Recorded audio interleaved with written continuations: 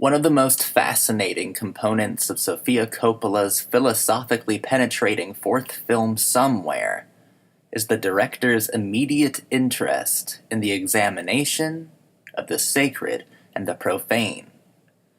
Coppola crowds moments of care and sympathy with extraneous noise and featureless societies of people. She distances her humanist compassion in practiced intervals of meaningless space, hungry for reflections. The intuitive qualities of her long takes are interrupted by a sound design that defeats dreamscapes and all other impossibles. Coppola juxtaposes tired and out-of-touch strippers with the angelic body poetics of a daughter ice skating for her father's sake and soul. Sofia Coppola's fourth film is about desperately seeking an identity. Somewhere is a film about normative nihilism. It's all about attempting to shape something out of nothing, and vice versa. It's focused on the act of focusing. The worst thing the millennium did was normalize nihilism.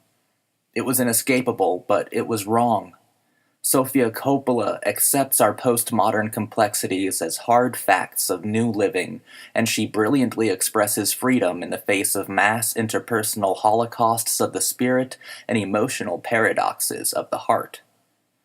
Coppola fascinatingly captures the truthful artlessness of natural sound. Somewhere is driven to expose the shared universe we all occupy.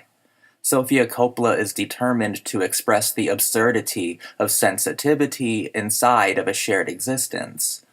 There are no absolutely silent, serene, or storybook moments in real life. There is always the essence of reality invading on our own private journeys and wills. Somewhere is a visual poem that is being forged by a father and a daughter. Her masterpiece, Lost in Translation, studied this concept as well, but Somewhere applies a decidedly literal value to the concept of nurture in a universe without a true nature. Stephen Dorff and Elle Fanning are absolutely remarkable in the film. Their performances are stunningly human, yearning, and open.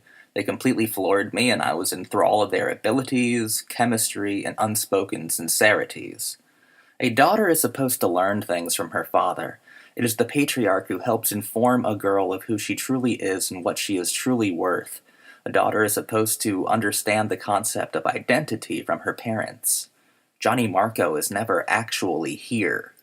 Cleo's mother is physically unable, and Johnny is never really emotionally available at all. He certainly loves his daughter, and his happiest moments are spent in her company, but there's always something slightly off. She expresses and conceals complexities all of her own. Johnny is clinically self-absorbed in the paradox of not having a self. He doesn't possess ownership over any aspect of his personality. In a way, this is a liberating feeling for a daughter, since he views her as her own individual, completely removed from himself. He's impressed by her. Yet, as members of the shared human condition, living emotional beings long to have someone take responsibility of them. Not necessarily ownership, but an investment in their character. All humans need to feel like they are both independent and involved with each other. We desperately seek paradoxes to cure the incurable trauma of both silence and noise. Johnny doesn't have enough energy to believe in any aspect of himself. Cleo wants to feel her father's energy. She can see that he is sensitive but unchanging. Her father is contemplative but without growth. Cleo is petrified of becoming, lost to the world. She is terribly worried about her father. The film's composition is extremely precise and deliberate. It's a film of perfect maturity. There are long takes of such startling rumination that seem to evoke the more masculine concepts of existential nothingness that Antonioni and Tarkovsky were so fascinated by in their own work. Coppola's feminine capturing of the male psyche is beyond breathtakingly astute and revelatory. Coppola is not simply a visual artist, a cineast, Aphrodite, and a living bombshell. She's also the last great philosopher of our modern age.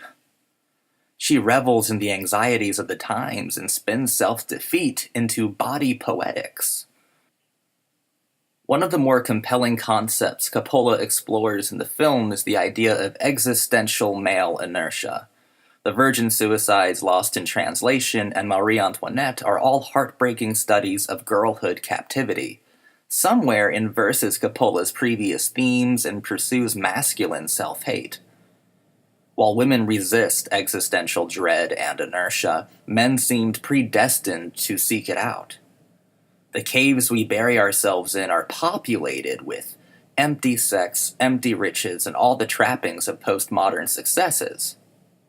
Coppola's film suggests that the modern era is supportive of the spiritual male decline. Men desperately seek unhappiness in order to prove to themselves that they exist. Sofia Coppola's worldview is one of a privileged captivity.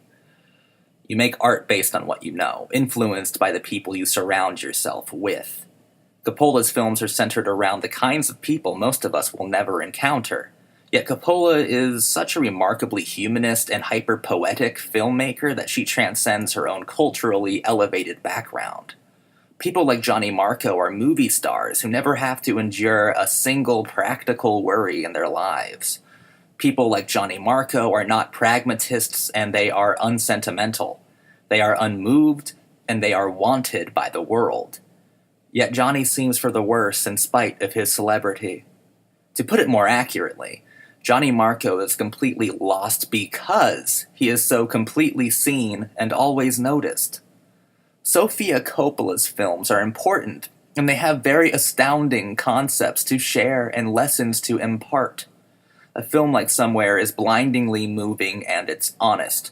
The moment where he is saying his goodbyes to his daughter and she can't hear a word he's saying, but it's obviously incredibly tender and nearly real, so she simply waves and Johnny simply accepts the small defeat in the face of outside noise, and the crowding experience of a shared world is heartbreakingly truthful and sympathetic. The entire sequence spent at the swimming pool is astonishingly dynamic. It's composed as an open dialogue between the staged minimalism of the strokes and the impossible weight of becoming. Sofia Coppola's Somewhere is a film obsessed with finding nowhere, a quiet place, a morbidly unfeasible desire in our shared postmodern monolith of living as no one, somewhere. They say that once you strip yourself of your material identity, you are mere steps away from enlightened being. Sofia Coppola's films are all about stunning mysteries, and Somewhere is no different. Johnny Marco actually has something over the rest of us, and it's not his incalculable wealth, status, his women, or his career. It's his complete and utter lack of persona. Coppola's first truly captive male subject actually forces his way out of his isolation and out of his pain. Johnny breaks down, and Johnny looks up. He is a man freed. He has given up capturing himself. Johnny Marco is no one, and Johnny Marco is somewhere. Delivered from the noise of his self. Thank you for watching. My name's Zachary Conan. Like, comment, subscribe. Oh man, tongue-tied near the end of that. Like, comment, subscribe, and share. Thank you so much for watching this. I love Sofia Coppola. She's one of the most remarkable filmmakers of all time, and certainly the best director of her generation. Thank you very much. I'm very happy to have her films. They are very important.